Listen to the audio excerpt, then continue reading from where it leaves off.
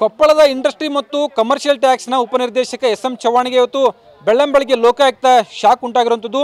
ಹುಬ್ಬಳ್ಳಿ ನಗರದ ದತ್ತನಗರದ ನಿವಾಸದ ಮೇಲೆ ಲೋಕಾಯುಕ್ತ ಅಧಿಕಾರಿಗಳು ದಾಳಿ ಮಾಡಿ ಪರಿಶೀಲನೆ ಕೂಡ ನಡೆಸ್ತಾ ಇರುವಂಥದ್ದು. ಇದೀಗ ನಾನು ಹುಬ್ಬಳ್ಳಿ ನಗರದ ದತ್ತನಗರದಲ್ಲಿರ್ತಕ್ಕಂಥ ಮನೆ ಮುಂಭಾಗದಲ್ಲಿದ್ದೇನೆ. ಬೆಳಿಗ್ಗೆ 2 ಗಾಡಿಯಲ್ಲಿ ಬಂದಂಥ 6ಕ್ಕೂ ಹೆಚ್ಚು ಲೋಕಾಯುಕ್ತ ಸಿಬ್ಬಂದಿ ಮನೆಗೆ ಧಾವಿಸಿ ಅಂದರೆ ದಾಖಲಾತಿಗಳ ಪರಿಶೀಲನೆ ನಡೆಸ್ತಾ ಇದ್ದಾರೆ. ಬೆಳಗ್ಗೆ 6 ಗಂಟೆಯಿಂದಲೂ ಕೂಡ ದಾಖಲಾತಿಗಳ ಪರಿಶೀಲನೆ ನಡೆಸ್ತಾ ಇರುವಂಥದ್ದು. ನಾವು ಇದೀಗ ಹುಬ್ಬಳ್ಳಿ ನಗರದ ದತ್ತನಗರದಲ್ಲಿರ್ತಕ್ಕಂಥ ಮನೆ ಮುಂಭಾಗದಲ್ಲಿದ್ದೇವೆ.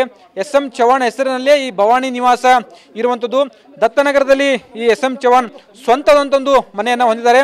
ಕೊಪ್ಪಳದ ನಗರದಲ್ಲಿ ಕೂಡ 2 ಮನೆಗಳು ಇವರ ಹೆಸರಿನಲ್ಲಿರುವಂಥ ಜೊತೆಗೆ ರಾಜ್ಯದ ಬೇರೆ ಬೇರೆ ಭಾಗಗಳಲ್ಲಿ ಕೂಡ ಸಾಕಷ್ಟು ಖಾಲಿ ಸೈಟ್ಗಳು ಮತ್ತು ನಿವೇಶನಗಳು ಇರುವಂಥದ್ದು. ಬೆಳಗ್ಗೆಯಿಂದಲೇ ಕೂಡ ಲೋಕಾಯುಕ್ತ ಅಧಿಕಾರಿಗಳು ತಂಡ ದಾಖಲಾತಿಗಳ ಪರಿಶೀಲನೆ ನಡೆಸ್ತಾ ಇರುವಂಥ ನಾವು ದೃಶ್ಯಗಳಲ್ಲಿ ಕೂಡ ನೋಡಬಹುದಾಗಿದೆ. ಬೆಳಿಗ್ಗೆ ಮನೆಗೆ ಎಂಟ್ರಿ ಕೊಟ್ಟಂತ ಅಧಿಕಾರಿಗಳು ಇನ್ನೂ ಕೂಡ ಮಧ್ಯಾಹ್ನ ಆದರೂ ಕೂಡ ದಾಖಲಾತಿಗಳ ಪರಿಶೀಲನೆ ನಿರಂತರವಾಗಿ ಮಾಡ್ತಾ ಇರುವಂಥದ್ದು.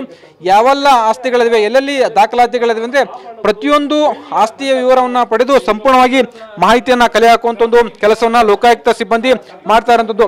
ಸದ್ಯದ ಮಾಹಿತಿ ಪ್ರಕಾರ ಎಸ್.ಎಂ. ಚವ್ಹಾಣ್ ಹೆಸರಲ್ಲಿ 12ಕ್ಕೂ ಹೆಚ್ಚು ಸೈಟ್ಗಳು ಇರುವ ಬಗ್ಗೆ ಲೋಕಾಯುಕ್ತ ಪೊಲೀಸರಿಗೆ ಮಾಹಿತಿ ಸಿಕ್ಕಿರುವಂಥದ್ದು.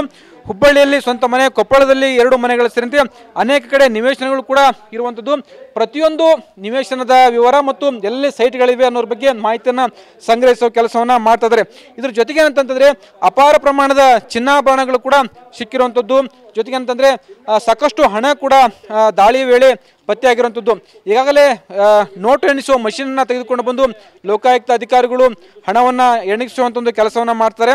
ಮತ್ತೊಂದು ಅಂದರೆ ಅವಶ್ಯಕತೆ ಬಿದ್ದರೆ ಮತ್ತೊಂದು ನೋಟು ಎಣಿಸುವ ಮಷೀನನ್ನು ತಂದು ಕೂಡ ಇಲ್ಲಿ ಹಣವನ್ನು ಎಣಿಸಲಿಕ್ಕೆ ಬೇಕಾದಂಥ ಸಿದ್ಧತೆಯನ್ನು ಕೂಡ ಮಾಡಿಕೊಂಡಿರುವಂಥದ್ದು.